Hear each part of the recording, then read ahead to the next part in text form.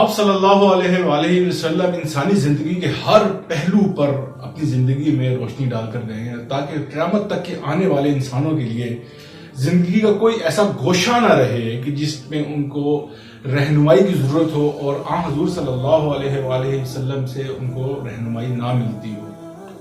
آپ صلی اللہ علیہ وسلم ایک ٹرینڈ سیٹر تھے اور اللہ تعالیٰ نے آپ کو یہ ٹرینڈ سیٹنگ آپ سے کروانی تھی، کیونکہ آپ پر تکمیل ہو چکی ہے نبوت کی، انسانیت کی ایک معراج پہ آپ صلی اللہ علیہ وسلم پہنچے اور آپ صلی اللہ علیہ وسلم نے آنے والے اپنی امت کو ایک جذبے کا تعین اور جذبے کی شدت اور مطلب زندگی کا ہر پہلو اس کے اوپر آپ صلی اللہ علیہ وسلم نے بتایا۔ آج جس ٹاپک پہ ہماری بات ہو رہی ہے وہ غزوہ حنین ہے۔ غزوہ حنین بڑا امپورٹنٹ غزوہ ہے۔ اس کی وجہ یہ ہے کہ جب رسول اللہ صلی اللہ علیہ وسلم نے سب سے پہلے بدر کے بعد پھر احد، خندق اور پھر فتح مکہ، تو یہ جتنے بھی معاملات ہیں اس میں کوئی مسلمانوں کی تعداد اتنی زیادہ نہیں رہی۔ اب اس سے پھر یہ مدنی دور میں غزوہ حنین کا واقعہ پیش آتا ہے۔ آپ صلی اللہ علیہ وسلم فتح مکہ کے بعد جب آپ نے جو ارد گرد کے قبائل تھے عرب کے، ان میں جو طاقتور قبائل تھے ان کو اپنا حلیف بنانا چاہا، تو ان میں سے کچھ قبائل جو ہیں وہ تو آپ کے حلیف بن گئے، باقی انہیں جو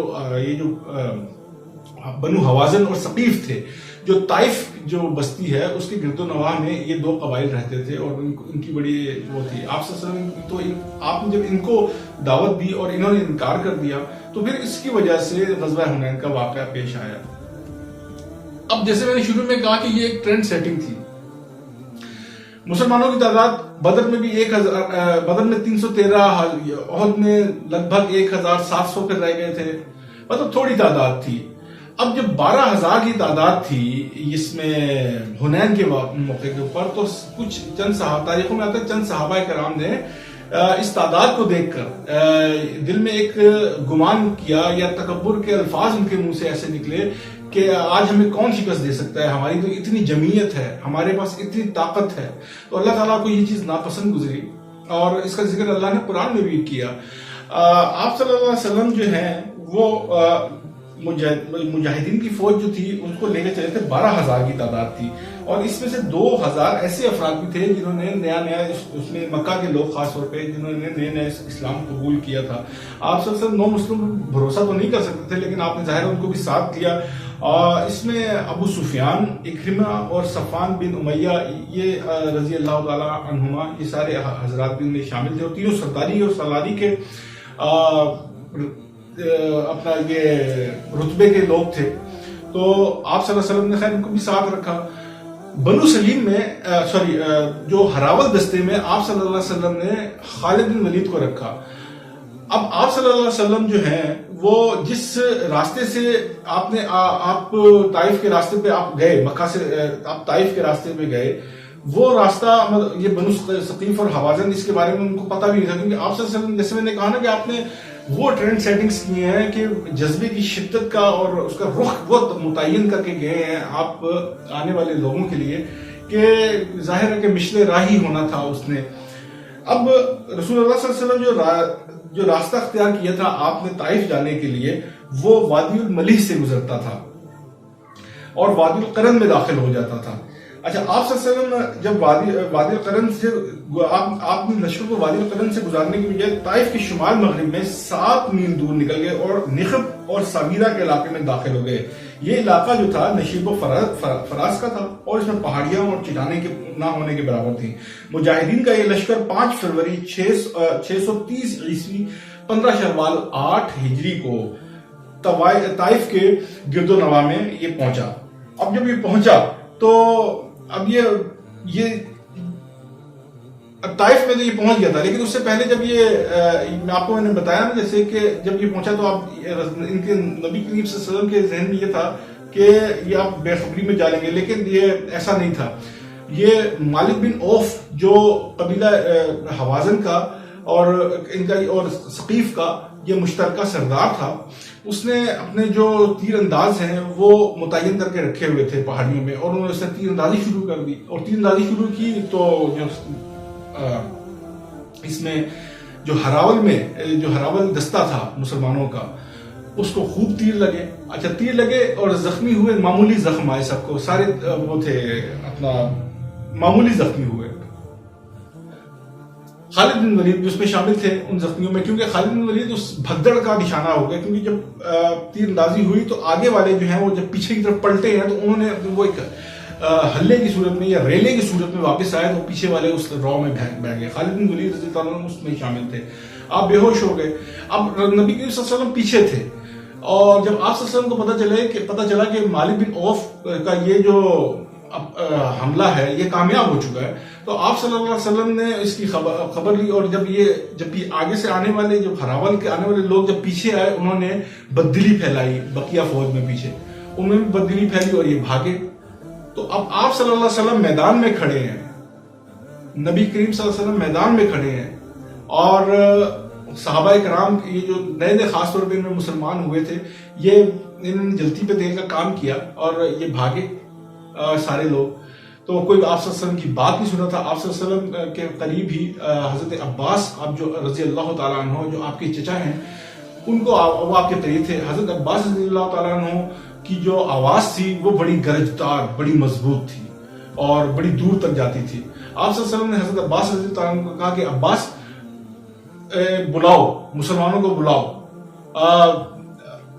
انصاریوں کو بلاؤ, مہاجرین کو بلاؤ, اور قبیلوں کے نام اوس کو بلاؤ, خزرج کو بلاؤ. آپ نے سب کو اس طرح کہا کہ تھوڑے تھوڑے آپ جمع ہونا شروع ہوئے. جب مسلمان رسول اللہ کے پاس, تو رسول اللہ صلی اللہ علیہ وسلم نے اس چیز کا بھی مشاہدہ کر لیا کہ مالک بن عوف جو ہے وہ اپنا پہلا حملہ کامیاب کرنے میں حملہ کر کے کامیاب ہو گیا ہے. پہلا حملہ اس نے بھرپور کر دیا ہے, کامیاب ہوا ہے. اور آپ نے یہ بھی دیکھ لیا کہ جو سے تیر اندازی کی ہے اس کے تیر انداز جو تھے اناڑی تھے. جس طرح سے انہوں نے ہزاروں کی تعداد میں تیر اندازی کی تھی, اس سے ایک بھی مسلمان جو ہے وہ محفوظ نہیں رہنا چاہیے تھا. لیکن آپ صلی اللہ علیہ وسلم نے رپورٹ لے لی تھی کہ تیر اندازی میں زخمی تو سب معمولی زخم ہی آئے ہیں, سب کو شہید ایک بھی نہیں ہوا.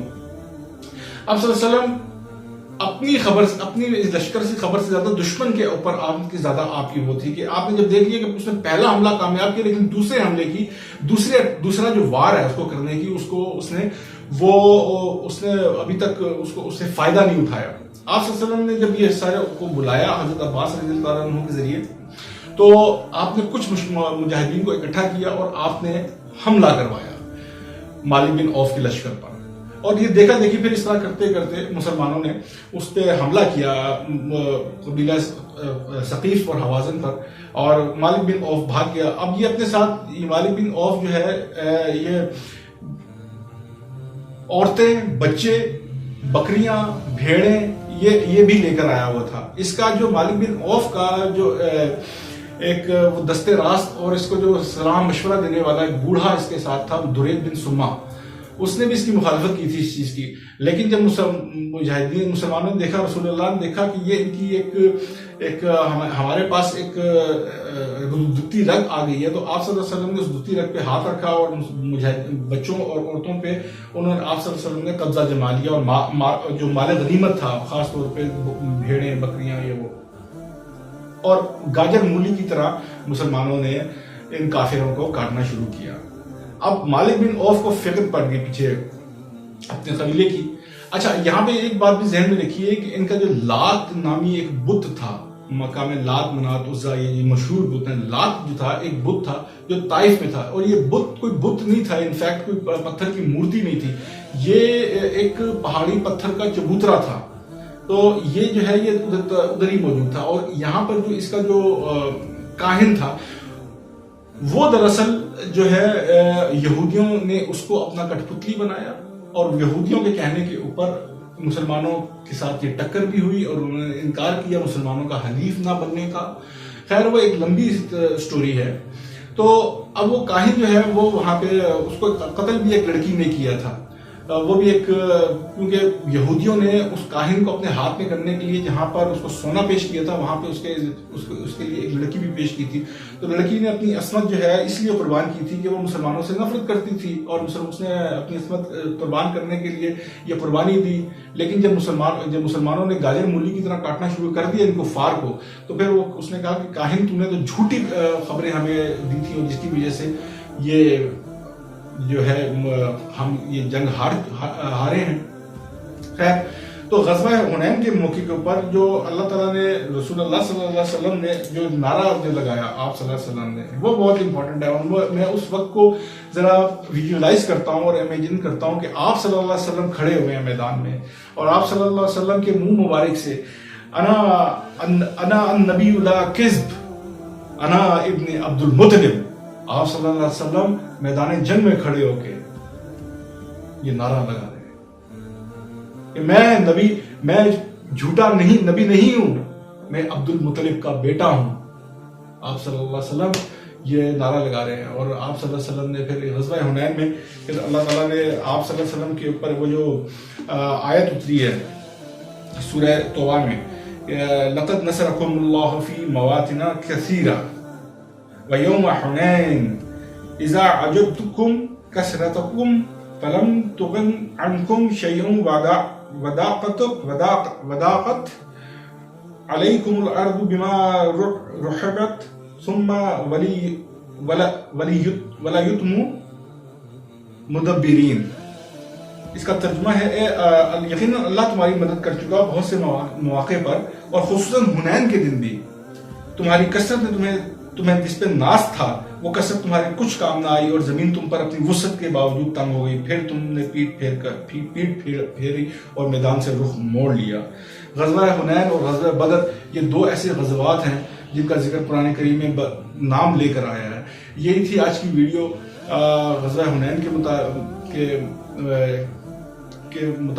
متعلق. اگر کوئی کوشچن ہو تو پلیز کمنٹ باکس میں مجھ سے پوچھیے گا، مجھے انتظار رہے گا. ملتے ہیں اگلی ویڈیو میں. السلام علیکم ورحمۃ اللہ وبرکاتہ.